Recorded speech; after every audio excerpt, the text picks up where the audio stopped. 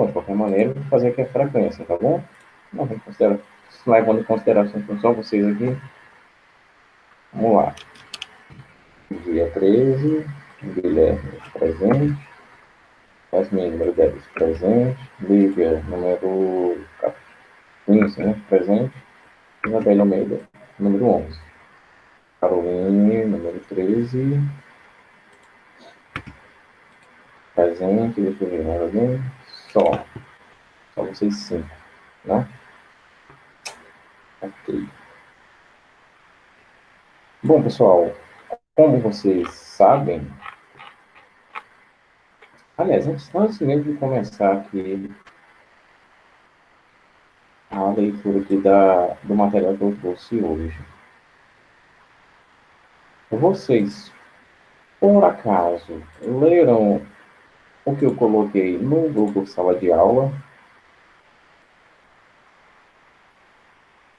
O livro que eu postei, Odisseia, de Homero, adaptada para jovens, livro de 17 páginas. Professor, eu ia ler, mas eu não li, não. Assim, eu olhei, mas não li, não. Eu não entendi muito bem, mas você quer dizer que não leu? Pra que você tá falando o quê? Como assim? Você qual o Muito tema alto, dessa eu tô matéria que você falando. colocou lá Não, na sala de aula? Peraí, Tipo, você quando pode o professor repetir, coloca alguma Carolina? coisa lá na sala de aula, né? Não tem, por exemplo, segunda chamada da prova, algo assim, né? Hum. Como é que o professor colocou o nome para a leitura desse texto? Ah, sim, eu compartilhei. Eu coloquei, foi no dia 7 de agosto, tá? Tá no mural. Se você Deixa eu entrar ver. lá no mural, você vai ver a última publicação que tem lá. É uma pergunta da Yasmin, perguntando se eu passei algum texto, eu respondi que não. Depois tem a teoria Para do mim ensaio, também não. Não opa, veio. do ensaio Só veio até dia literário, 3. do ensaio literário. Não é em atividades, tá, minha querida? É em mural, tá bom? Ah, deixa eu ver. Você entra aí na nossa sala de aula. Nossa, tá meio grande aqui. Gêneros, leitura nada, oitavo ano. É, professor, eu recebi, mas estou vendo agora. O pessoal presta atenção nas atividades. Ah, passa não. Mas tá aqui, ó. Cadê a câmera? Aqui. Tá É, bem? tá aqui também. Bom, eu até presumi que vocês não tivessem lido. A gente faz o seguinte, a gente vai teorizar mais ainda esse gênero, né, o gênero épico, e a gente vai ler aqui coletivamente assim, vocês vão me acompanhar, tá? A gente vai ler essa obra aqui para a gente já ir debatendo em sala de aula com o professor esses aspectos dessa obra, tá bem? Lembrando, nosso trabalho vai girar em torno da obra Odisseia de Homero. Vai ser um ensaio que a gente vai fazer, lembrando a definição de ensaio simplificada que eu dei para vocês. Um ensaio literário nada mais é do que uma espécie de artigo de opinião sobre uma obra literária, tá bem? E lembrando mais ainda, o ensaio, ele tem, né, um ensaio acadêmico, que a gente pode chamar de científico também, que tem uma forma estrutural mais definida, certo? E, obviamente, se eu estou falando de um ensaio que é científico, então a linguagem vai ser científica, a linguagem vai ser formal, tá certo? Mas, no nosso caso aqui, será um ensaio literário. E no ensaio literário, eu tenho essa benesse, né, essa brecha, essa flexibilidade de usar uma linguagem menos formal, né? Uma linguagem coloquial, uma linguagem informal. E por que, professor? Porque no ensaio literário eu tenho os pressupostos, né? Pressupostos, aliás, de uma reflexão que é subjetiva do autor, tá certo? Uma reflexão subjetiva do autor.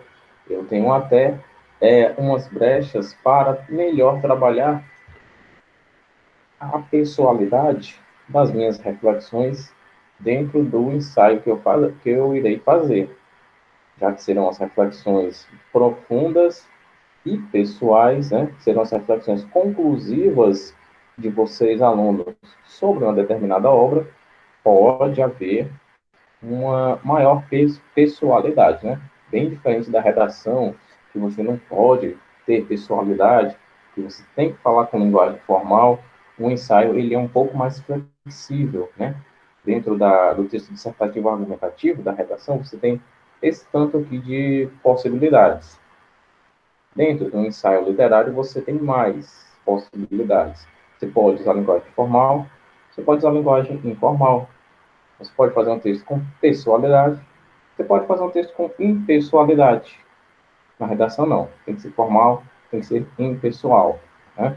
Aqui a gente vê um texto que é mais fácil de vocês produzirem. Lembrando, a gente tem linguagem formal e informal dentro desse texto, tá ok?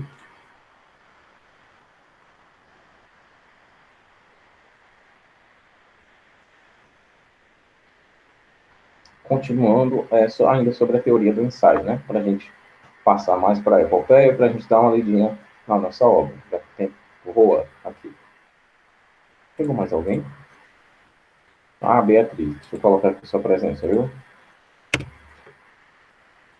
Beatriz e só. Como eu ia falando, os textos, né, do ensaio literário trazem uma linguagem simples, né? Quando eu falo o nome ensaio literário, o que vem na cabeça é, meu Deus do céu, nossa, esse texto deve ser complicado demais de fazer. Minha Nossa Senhora. Mas quando você vê as características e a estrutura, você vê que não é difícil. São as suas impressões, as suas reflexões, né? Suas conclusões, toda a sua subjetividade em relação a uma obra que vai estar na forma de texto. É só isso. É simples. Mas, claro que não é à torta e direito que a gente vai fazer esse texto, né? O corpo do texto tem introdução, desenvolvimento, tem conclusão. A linguagem é informal, pode ser informal, pode ser formal também, mas independente da linguagem que você escolha, todas as duas vão estar dentro da norma culta da língua portuguesa, né?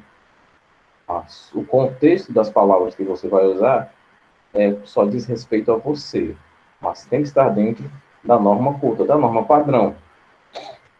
Ou seja, pontuação, acentuação, a ortografia das palavras, tanto na linguagem formal como informal, tem a maneira mais adequada de você escrever determinada palavra. Então, não vamos nos esquecer disso, tá certo? Tem essa brecha aqui para um maior conforto do ensaísta de escrever com linguagem formal ou informal, mas tem que estar dentro da língua portuguesa, certo? Dentro da norma culta, que eu quero dizer.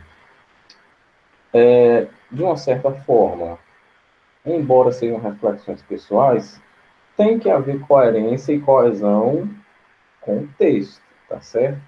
Se o texto fala de, por exemplo, se o texto fala de amor, você não vai fazer suas reflexões sobre a morte, né? Ficou meio sem coerência, né?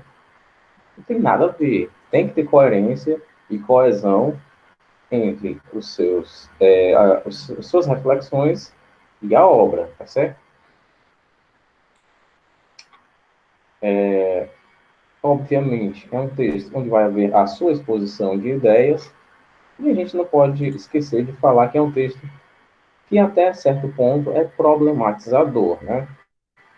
Você vai tecer as suas críticas sobre o texto, né? Você vai fazer alguma crítica, não é possível, quer dizer, é possível, mas nesse caso aqui, como é um texto novo, um gênero novo que vocês ainda não tinham visto, ou talvez tinham visto apenas para apreciar e não para estudar, aqui vai ter alguma coisa que vocês vão observar que vocês vão criticar. Eu imagino que sim, né? A gente critica até aquelas literaturas que a gente gosta, imagina aquelas que a gente não conhece, né? Eu não vou dizer que a gente não gosta, sim que a gente não conhece. Tem muitas literaturas que a gente não conhece. E tá tudo bem. Só lembrando, a estrutura do ensaio. Tema, que diferente do título, o tema é o assunto que vai ser explorado e problematizado. O título, que o título dos ensaios, né, estão relacionados com o tema que vai ser abordado, é claro. O corpo do texto, que necessariamente é onde você vai fazer, né, a produção das suas reflexões, né? A gente pode dizer que é no corpo do texto que se localiza o seu artigo. E aqui segue a estrutura de todo o texto dissertativo, tá bem? Introdução, desenvolvimento, conclusão. E no final a gente tem a bibliografia. A bibliografia é onde você vai colocar as referências que você usou para produzir o seu texto, tá bem? Diferente da redação, né? Que não tem esse espaço, obviamente não tem. Na bibliografia, onde você vai colocar as referências. Você vai colocar o link, né, do site, da página, de onde você tirou os seus estudos. Eu peço que vocês façam, no mínimo, 3 referências, mais o próprio livro, né? Você vai colocar lá a Odisseia, escrita por Homero. Depois você vai colocar o site... Só não coloca o Brainly, pelo amor de Deus. Porque lá tem muita informação solta, sem credibilidade, tá bom? Inclusive, é isso que eu queria dizer. Evitem pesquisar no Brainly. Embora lá tenha melhor resposta, tem muita coisa lá, vai ter que fazer um texto, sim, minha querida. Como eu falei, é análise sobre uma obra, tá bem? Tem ensaio literário sobre tudo. Sobre fábula, sobre conto, sobre romance, sobre poesia, poema épico, poema lírico. Ah, entregar até quando? Isso aí eu vou passar na próxima semana, tá bom, minha querida? Aí eu vou ver como se dá a análise de vocês para a gente fazer uma avaliação dentro dessas delimitações, tá bem? Esse final de semana vocês respiram em paz. Bom, até aqui todo mundo entendeu, né? A teoria do ensaio é simplesinha. E eu tirei o documento que eu coloquei lá, porque eu vou enriquecer ele com mais informações, tá? Aí fica meio bagunçado, né? 2 documentos, eu vou deixar só um que eu vou colocar hoje, tá bom? Eu acabei de tirar um, mas a obra do Homero, a Odisseia, tá lá ainda, tá bem? Acho que entrou outra pessoa aqui, deixa eu ver quem foi. Foi o Rian, número 2.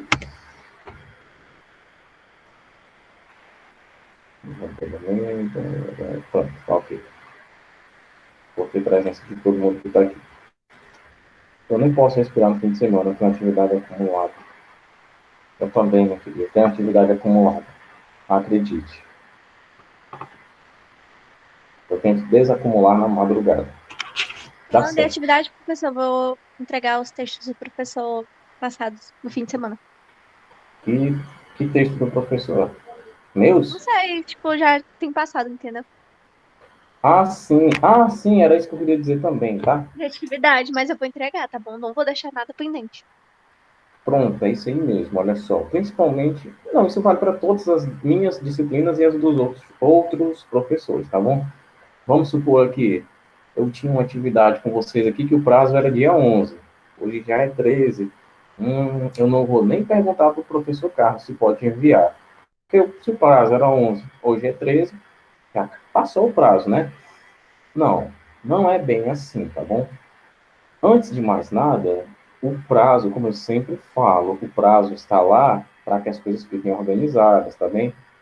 Para que você saiba por onde se orientar. Tem a data da postagem, tem a data da entrega. A partir da entrega dessa atividade aqui, eu vou postar outra, tá bem? Eu vou postar outra. Então, você tem que saber, olha, a atividade foi postada aqui, tem a data da entrega. Da entrega dessa atividade, eu vou postar outra, que vai ser entregue aqui. E da entrega dessa atividade aqui, eu também vou postar outra, que eu vou postar outra. é só para ficar organizado. Mas, por exemplo, passou do prazo, 3 dias, 4, passou do prazo, uma semana.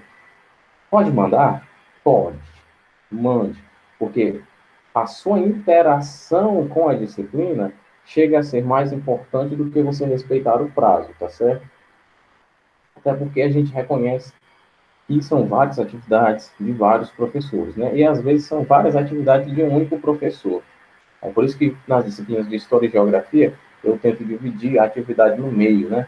Da questão 1 até a 5 para hoje, né? E depois da questão 5, aliás, desculpa, da questão 6 até a questão 10, que é para não ficar muita coisa, até porque na próxima aula a gente vai só corrigir a atividade, né? Aí não fica legal, uma aula só para correção, fica chato. Pelo menos para mim fica chato. A gente só corrigir a atividade. Eu gosto de produzir toda a aula. Então é o seguinte, passou do prazo, não fique com vergonha não, tá? Pode mandar atividade. Porque, puxa vida, respondi uma questão ou outra na prova errada, e olha só que infelicidade, eu tirei um 6. Mas você tem a vantagem de ter enviado as atividades, da participação, da interação com a disciplina, com as aulas. Isso pode chegar a valer ponto lá no boletim? Olha que pode. É melhor você ter essa carta na manga e você não precisar usar do que você precisar usar e não ter. Então não deixem de mandar as atividades, tá? Nem que o prazo já tenha estourado, não ligue para isso não, tá bem? Não no sentido de que, vou deixar correr solto e só vou mandar a atividade mês que vem. Não, não é bem assim não. Mas procurem mandar o mais rápido possível. A matéria que mais passa atividade é português. Eu imagino que seja, imagino que seja. A docena aí nem tanto, porque matemática é antagônico, né? O 2 mais 2 de 10 mil anos atrás ainda é o 2 mais 2 atualmente. Né? É verdade. Só que, sei lá, álgebra é mais complicado. Tem um porém enorme aí, tá? Tem um porém enorme, mas isso não é assunto para a gente debater nessa aula, não. Talvez em teoria da educação, alguma coisa assim, a gente poderia conversar sobre esse assunto. E a gente teria muita conversa sobre esse assunto. Agora, Cristo Redentor. Abrir o documento que eu fiz, está aqui. Tem muita coisa aberta aqui. Vamos lá. Falando da epopeia ainda, né? Eu vou refazer aqui um refresh aqui para que a gente pegue melhor a essência da coisa, tá? A epopeia está dentro do gênero épico. Lembrando, a epopeia fala sobre os grandes feitos heróicos. Necessariamente é uma literatura do mundo grego antigo, tá bem?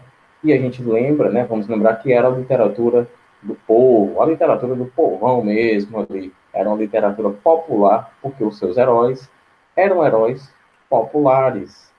E os seus feitos eram em benefício da sociedade. Eu até usei os exemplos dos trabalhos de Hércules. Matar um monstro aqui, outro monstro ali, um leão, um minotauro, uma hidra. E aquilo tudo beneficiava aquela comunidade. E aquele herói tinha o respeito e admiração do povo. Então, a epopeia é a literatura do povo grego antigo, tá bem? Passou assim, vamos dar um salto enorme na humanidade, a gente vai ali para as revoluções da Idade Média. A gente tem, com a ascensão da burguesia, né, há também a ascensão da literatura romanesca, né, o romance. Romanesca, não romântica, tá? Porque quando a gente fala de romântico, a gente está falando do romance romântico, que, como eu já falei para vocês, é aquele romance bonitinho, com príncipe, princesa, cavalo branco, castelo, e que todo mundo termina no felizes para sempre. A gente tem outros tipos de romance bem diferentes desse, né? O romance é a literatura da burguesia, tá bem? É a literatura mais elitizada, que não era feita para as classes mais baixas, né? Para as camadas mais baixas. Porque os seus heróis não eram heróis populares, no sentido de serem heróis do povo, né? E ainda tinha algumas exceções, né, já que uma das características de alguns ramos do romance era o amor à pátria, né, era o amor ao seu país, né, o patriotismo era uma das características de alguns, né. Agora vamos lá, voltando para a epopeia, faz um retorno aí para a Grécia. Também chamada, né, de poesia heróica, é o gênero, né, onde a narrativa consiste num poema que é longo, né? A literatura que eu pus para vocês está bem adaptada, tá certo? De 270 páginas, eu acho, que é a extensão da Odisseia. Esse livro aqui resume em 17, tá? Claro que é um resumão, mas a essência, o DNA da história está naquele livro, tá bem? Só lembrando, eu coloquei dia 7 de agosto. Olhando agora, eu estou achando essa lente tão grande. O outro era menorzinho. Enfim, é um poema longo, né? Geralmente escrito em versos que fala sobre feitos heróicos, acontecimentos históricos e ou místicos, né? Sobre elementos fundamentais de uma cultura, certo? É um texto que se dedica a feitos de glória, né? Que engrandecem personagens e registra suas realizações dignas de serem comemoradas, né? Dignas de serem celebradas.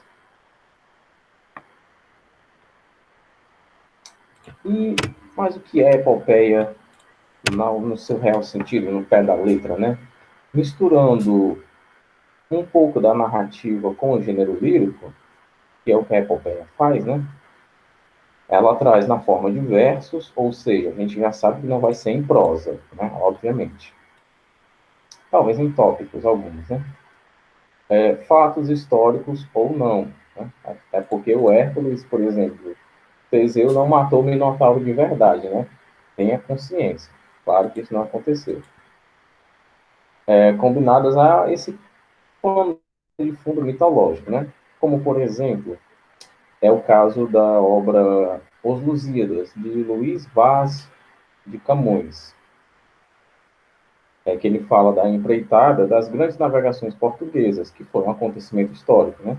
Ambientada em meio a recorrentes menções mitológicas, como a ira de Baco, contrário aos lusitanos, e a afeição de Vênus, que lhes inspirou uma boa sorte nas viagens, né? A gente nota aqui o seguinte, vamos voltar aqui para o século XV, né, onde começaram as grandes navegações. A igreja era totalmente contra as grandes navegações, no sentido de que elas iriam, né, as grandes navegações, iriam aumentar o poder da nobreza, o poder dos impérios, né? A igreja e a nobreza caminhavam lado a lado, se ajudando, né? Horas pesava mais para um lado, horas pesava mais para o outro, cada uma com seus interesses, mas elas não compartilhavam entre si dos mesmos desejos, né? E claro, a igreja queria estar no poder acima da nobreza, assim como a nobreza queria estar no poder acima da igreja, né? Não é à toa que há alguns episódios onde a igreja mandou exterminar totalmente algumas tropas militares, já que essas tropas exerciam grande influência sobre a população. Como, por exemplo, deixe-me ver, os Cavaleiros Templários foram mortos por uma ordem do Papa. Agora vamos voltar aqui para o século XV. A igreja tinha medo do poder que os impérios teriam com as grandes navegações, né? Já que havia grande possibilidade de encontrar terras, de encontrar ouro, de encontrar especiarias, de encontrar pedras preciosas. Tudo isso, ó, ia enriquecer a economia, né? Seria bom para a população em geral? Até certo ponto, sim. Até certo ponto, sim. Mas seria ruim para a igreja? Também. Ela iria perder muito do seu poder de influência, né? Então, a igreja diz que a Terra tinha um fim, né? Essa ideia de terra plana que a gente tem, né? e que depois dessa borda, os navios iriam cair. A igreja plantou na cabeça dos homens que haviam enormes monstros marítimos que iriam devorar esses navios e que quem se arriscasse, né, quem se lançasse ao mar na busca de novas terras, não iria voltar vivo. Né? Então, pegando um pouquinho do fato histórico das grandes navegações, que sim, ocorreram com esse misticismo criado, né, pela igreja e com bastante da sua inspiração, Camões escreveu Os Lusíadas, falando sobre essa história. Aqui a gente já nota que a obra Os Lusíadas está dentro de todas as características principais, né, as características primárias da epopeia. Alguém discorda ou todo mundo concorda? Lusíadas, diretamente relacionado com epopeia. Místico, fatos históricos, fatos heróicos. Até porque, para os portugueses, as grandes navegações, a descoberta de novas terras foram feitos heróicos, né? Já que a colônia aqui, né, no caso Brasil, serviu a metrópole de Portugal durante muito tempo, principalmente, obviamente, do ponto de vista econômico. Tudo ok até aqui? Todo mundo compreendeu?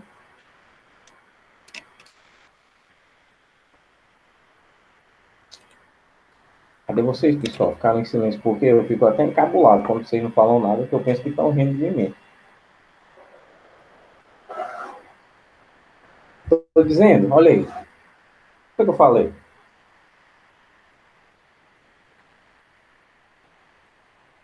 Bom, vamos lá. Continuando, tá? No entanto, né, a gente está falando de século XV aqui, século XVI, mais ou menos, mas a epopeia é bem mais antiga do que isso, né? Por volta de 2000 anos antes de Cristo, já narrava-se essa literatura, certo? Os sumérios, né, por exemplo, em precisamente 2000 anos antes de Cristo, narraram em versos a epopeia de Gilgamesh. Já ouviram falar? Isso tem muito nas escolas, o livro de Gilgamesh. Gilgamesh.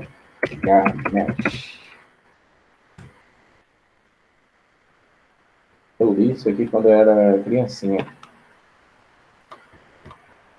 Não, quando eu era adolescente. Fazem poucos meses. Bom, vamos lá. Que é considerada a obra literária mais antiga da humanidade. Gilgamesh, tá certo? Entretanto, a epopeia fundamentou-se enquanto gênero literário apenas na Grécia, com as famosas composições atribuídas ao poeta Homero, que no caso são a Ilíada e a Odisseia. Trata-se do que os gregos chamaram de um gênero de poesia elevada, isto é, um formato específico para a produção de textos destinados a narrar grandes feitos, importantes para a história, né? Aliás, importantes para a história e importantes histórias de uma civilização. Horas reais, né? Horas fictícias, né? Como boa parte da literatura da mitologia grega, né? E só um detalhe importante, tá pessoal? Mitologia, até certo ponto, tá? Mitologia grega até certo ponto. A gente poderia chamar de religião grega, tá certo? Porque nessa época, Zeus era adorado, Ares era adorado, Poseidon, Atena, Artemis, Apolo, até mesmo Hades era adorado. Muito do que se entende por religião se baseia no seguinte: em que época você nasceu e em que lugar você nasceu. Nasci no Brasil, 2020. Muito provavelmente, a sua religião, a sua crença, vai se basear no cristianismo. Nasci na Índia em 2020 também. Muito provavelmente, a sua religião vai ser outra, né? Então, o que determina a religião, a crença aqui, nessa ideia, é onde e quando você nasceu, tá certo? Nasci no Egito, 2020. É provável que a minha religião seja o cristianismo. Mas, opa, peraí, nasci no Egito há 5.000 anos. O cristianismo nem existia, né? Vou acreditar em Horus, em Mitra, em Osíris, em Ra. Eu tenho vários deuses aqui para fazer minhas orações. Então, vamos prestar atenção nesse pequeno detalhe, tá? Mitologia é o nome que as pessoas dão para religiões alheias à sua, né? Tem mitologia grega, mitologia egípcia também, mitologia africana, até japonesa, né? Mas a gente pode tratar como religião também, já que teve o mesmo grau de adoração do cristianismo, ou até mesmo um grau mais elevado ainda. Já que, por exemplo, Horus, se eu não me engano, tem seus relatos aí datados de 9.000 antes de Cristo. 9.000 é bem mais tempo do que a existência do cristianismo, né? Continuando. Com a invasão romana e a incorporação da cultura grega na civilização latina, o poeta Virgílio escreveu Eneida, de modo que a epopeia consolidou-se enquanto forma literária da antiguidade clássica, aliás, sendo retomada por diversos poetas ao longo dos séculos, para a produção de textos relacionados à história nacional, a um passado lendário ou mítico. Até aqui está todo mundo por dentro do assunto, né? Todo mundo está entendendo, né? Embora vocês não... Se vocês não estiverem entendendo, vocês falam, tá bem? E só um pequeno detalhe para ninguém se sentir ofendido, tá? Seguinte. Não tanto, talvez nessa disciplina aqui também, que a gente analisa textos, né? Mas principalmente em história e em geografia. Quando nós estamos analisando um texto, uma cultura, um período, uma época ou uma civilização, nós estamos agindo como cientistas, estamos agindo como historiadores, tá bem? Porque se eu for falar de história da humanidade e eu estiver estudando, por exemplo, as civilizações desde o seu começo, os nossos ancestrais, os primatas, os dinossauros. Algumas religiões negam a existência dos dinossauros, né? Então, vamos com calma, não vamos nos ofender com as nossas disciplinas, até porque elas irão nos acompanhar ainda por muito tempo, certo? Vamos olhar para esses temas como cientistas, como historiadores, tá bem? A gente pode estudar sem se sentir ofendido, tá bem?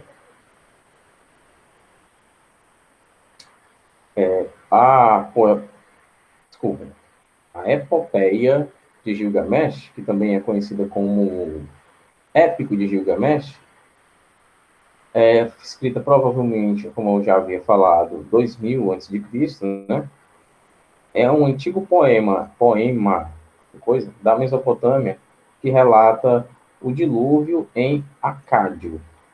É considerada uma das primeiras obras da literatura mundial, que reúne cerca de 12 placas de argila com escrita cuneiforme, de onde cada uma contém aproximadamente 300 versos. Atenção, abre aspas. Gilgamesh correu o mundo, mas, até chegar Uruk, não encontrou quem pudesse opor-se à força de seus braços. Entretanto, os homens de Uruk murmuravam em suas casas. Gilgamesh toca o sinal de alarme para se divertir. Sua arrogância de dia ou de noite não conhece limites. Não há pai a quem tenha sobrado um filho, pois Gilgamesh levou todos, até mesmo as crianças. E, no entanto, um rei deveria ser um pastor para seu povo. Sua luxúria não poupa uma só virgem para seu amado, nem filha para seu guerreiro, nem mulher do nobre. No entanto, é este o pastor da cidade. sábio, belo e resoluto. Nossa, falta tão pouco tempo. A Ilíada e a Odisseia do poeta Homero, né? A Ilíada descreve os acontecimentos da Guerra de Troia, né? Ou seja, uma guerra de 10 anos. Só que a Ilíada vai falar ali dos seus últimos 9 meses. Quase me falha aqui na memória. Fala aventuras, né, de guerreiros de Troia e dos guerreiros gregos. E a Odisseia fala sobre a aventura de Odisseu. Ei, professor, peraí. Não era Ulisses, não? Se você quiser traduzir o nome Odisseu como Ulisses, tá correto, tá? Odisseu, Ulisses, é a mesma coisa. Assim como se traduz James, em inglês, né? James, a gente traduz Tiago, tá? Peraí, quer dizer que James, em inglês, eu vou traduzir e vou escrever Tiago em português? É isso mesmo, tá?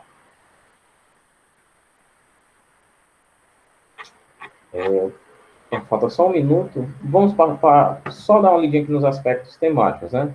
Da epopeia. Fala as aventuras e façanhas dos heróis, né? Tendo como seu contexto a história de uma civilização e de um povo, tá certo? Representada em versos. Os heróis da epopeia são homens superiores de uma determinada cultura. A gente tem a presença desses elementos fantásticos, dos elementos maravilhosos, ou elementos sobrenaturais, que a gente pode falar, que necessariamente seriam a intervenção dos deuses. Né? E os aspectos formais, né? Tem uma poesia narrativa, estruturada em estrofe, com a presença de linguagem objetiva, e tem uma estrutura bem definida, né? Que é a introdução, a invocação de quem? Dessa intervenção divina, a narração. Antes da narração, aliás, desculpem, tem a dedicatória, pode ter dedicatória ou não, e o epílogo, que é o final da história. Alguma dúvida, pessoal, sobre a estrutura da epopeia? Tem epopeia até na literatura infantil. Eu acredito que vocês não vão encontrar nem grandes, nem médias dificuldades, só pequenas. Sem dúvidas, todo mundo ok? Bom, sendo assim, eu vou ficando por aqui. A gente se vê novamente amanhã. Primeira aula é produção textual. E a gente tem também história. Tá bom? Até mais, pessoal. Um abraço.